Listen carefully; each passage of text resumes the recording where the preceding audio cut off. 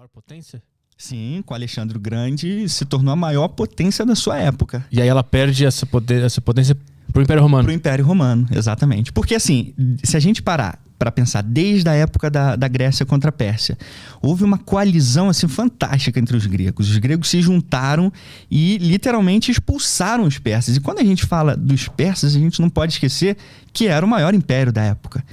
Era gigantesco do ponto de vista territorial, era gigantesco do ponto de vista militar, porque eles eram grandes guerreiros.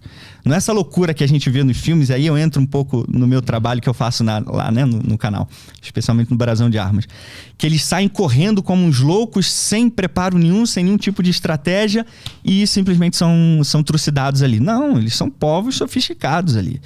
Eles conhecem a arte da guerra. Claro que tem um tamanho enorme, uma quantidade muito grande de mercenários, mas eles não se tornaram o que se tornaram por sorte, né? Eles sabiam o que estavam fazendo e tinham estratégia. Mas nesse embate, por exemplo, entre os gregos e persas, eles conseguiram se unir de uma maneira maravilhosa. Todos eles, todas as cidades gregas. Mas depois, quando Atenas, por exemplo, começou a subir, Esparta começou a ficar com inveja. Peraí, como é que Atenas está crescendo e a gente está começando a ficar para baixo? Então a gente tem que fazer alguma coisa para impedir esse poder de Atenas. E o que a gente faz? Guerra. E aí surgiu a Guerra do Peloponeso, em 431 a.C. Os espartanos dividiram a Grécia no meio, atenienses com a outra metade, e aí o conflito mais sangrento da história da Grécia aconteceu. Nem com os persas foi tão bizarro assim. Quais são os números? Tem? Pra gente ter uma noção?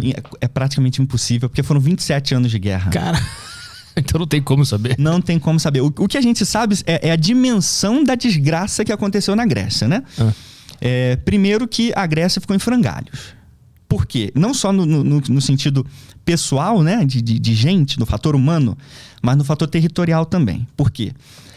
A gente pensa muito que os espartanos, né, eram aqueles povos protetores da Grécia, vamos lutar pela Grécia, aquele mito que o filme passa pra gente, né? Aí muita gente diz, pô, Thiago, mas é Frank Miller, cara, é um quadrinho e tal. Mas o Frank Miller se baseou na história, né? Então, assim, a gente não pode também separar completamente. É um fanfic, puro e simplesmente, o filme 300? Acho que não é essa a ideia. Quem assiste o filme tá querendo ver alguma coisa ali que seja interessantemente ou minimamente real, né? Mas quando a gente vê que os caras são colocados como os salvadores da Grécia, opa, peraí, vamos ver as fontes originais, né? E aí, pra gente entender esse impacto geopolítico. 27 anos de guerra.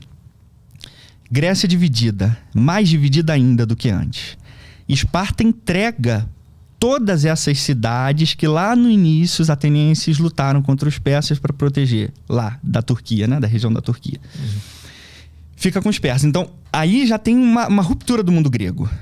Metade do mundo grego está com os persas e a outra metade está no continente. Então, olha o caos geopolítico que já acontece. E aí, a Esparta, de certa forma, tenta manter o seu controle ali, né? O seu poder. Porque agora, como a gente se aliou aos persas, os persas são do nosso lado. Só que causou um rebuliço na Grécia Antiga, porque, peraí, como que os espartanos entregam para os nossos inimigos o nosso povo? Isso não está certo. E aí, depois da Guerra do Peloponeso, que terminou no finalzinho do século V, mais conflitos começaram a acontecer. Só que conflitos dessa vez para erradicar Esparta. Os gregos da época, liderados por Atenas e por Tebas, queriam acabar com os espartanos de fato. Por causa dessa traição. Por causa dessa traição. Mas qual era o interesse de Esparta em entregar essas cidades? Por que eles fizeram isso? Ganhar a guerra. Porque eles não estavam conseguindo ganhar a guerra contra Atenas.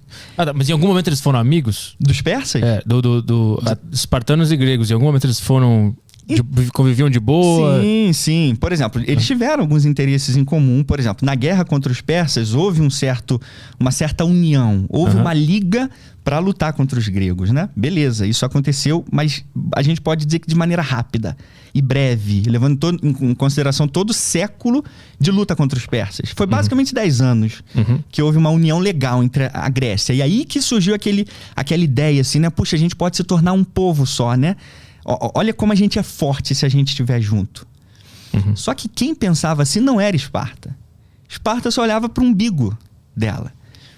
quando então rolou, Atenas se tornou muito forte, porque era Atenas que estava lutando contra os persas e protegendo essas outras cidades mais frágeis, né?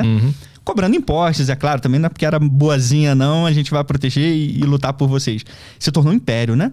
Mas estava cumprindo o papel dela, que era lutar contra os persas, os invasores. E aí Esparta então viu que Atenas estava crescendo demais, então foi à guerra para frear esse crescimento de Atenas. Só que não estava conseguindo vencer. Mais ou menos 17 anos depois do início da guerra, mortes e pobreza, né? E muitos efeitos colaterais que a guerra causa, e Esparta sofrendo isso. O que a gente faz agora? Não tem como vencer essa máquina, porque Atenas foi a primeira superpotência naval da era do mundo, a gente pode dizer assim. A primeira que colocou mesmo o poder marítimo como o centro de todo o seu poderio militar. Como que a gente encara eles? Que a gente não tem marinha? Persas. Os persas têm dinheiro, os persas têm barcos, né? Então vamos nos aliar a eles. Então os espartanos, eles iam pelo interesse. Puramente interesse. E aí é aquele ditado que eu até mencionei há pouco. O que é melhor para Esparta? Independente dos gregos. Que se danem os gregos. O que é melhor para Esparta? Se aliar a Pérsia? Vamos lá, a gente se alia a Pérsia. E aí entregaram então essas cidades-estados gregas todas para a Pérsia e receberam ajuda dos persas então. E aí gerou todo esse rebuliço, essa tragédia geopolítica grega. E aí com o passar dos anos, mais ou menos 370 a.C., atenienses e tebanos se unem e literalmente liquidam os espartanos. Houve uma ruptura assim completa da conexão grega. Só que para chegar a isso, Atenas já estava destruída, Corinto já estava destruída, Esparta já estava destruída, Tebas estava fraca. Então você tem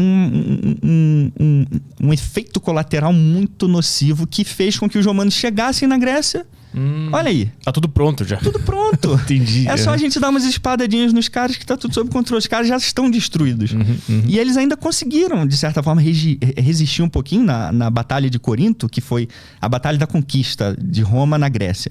Ainda tentaram lutar e tal, mas eles não tinham a menor condição de encarar aquela máquina de guerra coesa que eram os romanos. Então meio que a culpa foi deles próprios de se dizimarem, abrindo